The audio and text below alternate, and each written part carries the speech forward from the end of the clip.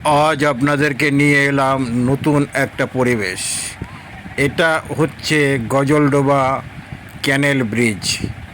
সেই ব্রিজের আশেপাশের প্রাকৃতিক পরিবেশ এবং এখানে থাকার জায়গা থেকে আরম্ভ করে সবটাই আপনাদেরকে দেখাবো। আমি এখন গাড়িতে করে গজলডোবা ব্রিজে প্রবেশ করছি। আমি গাড়ি থেকে নামার পরে তারপরে আপনাদেরকে আমি চারিদিকের ভিউটা দেখিয়ে দেব। কিছু টাইম আপনারা অপেক্ষা করুন। আমি এই 1 মিনিটের মধ্যেই গাড়ি থেকে নেমে যাচ্ছি। তারপরে এই যে ব্রিজটা আমি আপনাদেরকে একটুখানি দেখিয়ে দিলাম। সুন্দর, পুরোটাই আয়রন দিয়ে তৈরি একটা ব্রিজ। দেখতে খুব ভালো লাগে, ভিউ পয়েন্ট এবং ভাইরাল পয়েন্টও বলতে পারেন। এখানে প্রচুর ক্রিয়েটাররা এসে ভিডিও করেন এবং ভাইরালও হয়ে যায়। এই সাইড দিয়ে হেঁটে হেঁটে ভিডিও করার জায়গা রয়েছে। আমি এখন যেই জায়গাটা দিয়ে হেঁটে হেঁটে ঘুরছি, এই যে নিচেই রয়েছে ক্যানেলটা এবং চারিদিকটাই কিন্তু ফরেস্টের মাঝখানে এই জায়গাটা। এই ফরেস্টগুলোতে থাকে হাতি, থাকে বাইসন, চিতাবাঘ, নেকড়ে বাঘ, এই সমস্ত জিনিস আপনি এখানে পাবেন। এখন এই ব্রিজটা হওয়ার পরেই এখানে লোকজনের প্রচুর আনাগোনা হয়। সামনেই রয়েছে যেই ব্রিজটার মধ্যে কপার সিস্টেম তিস্তা নদীর উপরে, সেটা এখান থেকে ধরুন আরও 1 কিলোমিটার দূরে। এইবার আপনাদেরকে আমি যেটা দেখিয়ে দেব যে এখানে এলে আপনারা থাকবেন কোথায়। দেখুন এই যে হোটেল, আরও পিছন দিকে হোটেল রয়েছে, আর হোটেলের পিছন দিকে যে গাছগুলো দেখতে পাচ্ছেন সবই কিন্তু ফরেস্ট। আর এই যে ব্রিজটা দেখতে পাচ্ছেন, ব্রিজটা কিন্তু পুরোটাই লোহা দিয়ে তৈরি এবং চারিদিকের পরিবেশ দেখুন একদম সবুজে ভরা, আর চারিদিকটাই ফরেস্ট।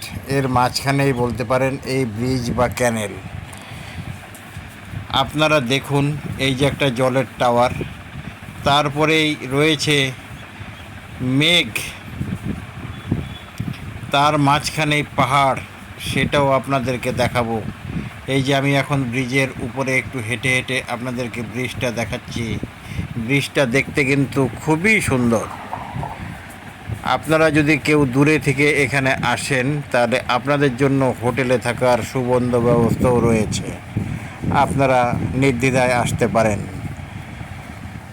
খুবই ভালো লাগবে চারিদিকের পরিবেশ। আমি এখন ব্রিজটার উপরে একটু হেঁটে হেঁটে যাচ্ছি। এই যে দেখুন নিচে ক্যানেলে কতখানি জল রয়েছে সেটাও দেখাচ্ছে। এই যে দেখুন রাস্তাটা চলে গেছে এই দিক দিয়ে, সেই রাস্তাটা আবার সেই বড় যে বাঁধ রয়েছে সেই বাঁধে চলে গেছে সেই রাস্তাটা। হোটেলটাও বেশ বড় সড়োই রয়েছে। ব্রিজটা যদি একটু দূরের থেকে দেখেন কতটা সুন্দর লাগছে। এখানে আপনি খাওয়ার জন্য আপাতত পেয়ে যাবেন ডাব থেকে আরম্ভ করে বা অন্য জিনিস, সব ভাজা পোড়া ফাস্টফুড, সেগুলো আপনি এখানে পেয়ে যাবেন খাওয়ার জন্য।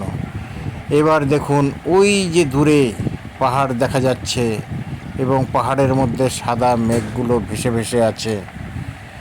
মানে অপূর্ব একটা পরিবেশ।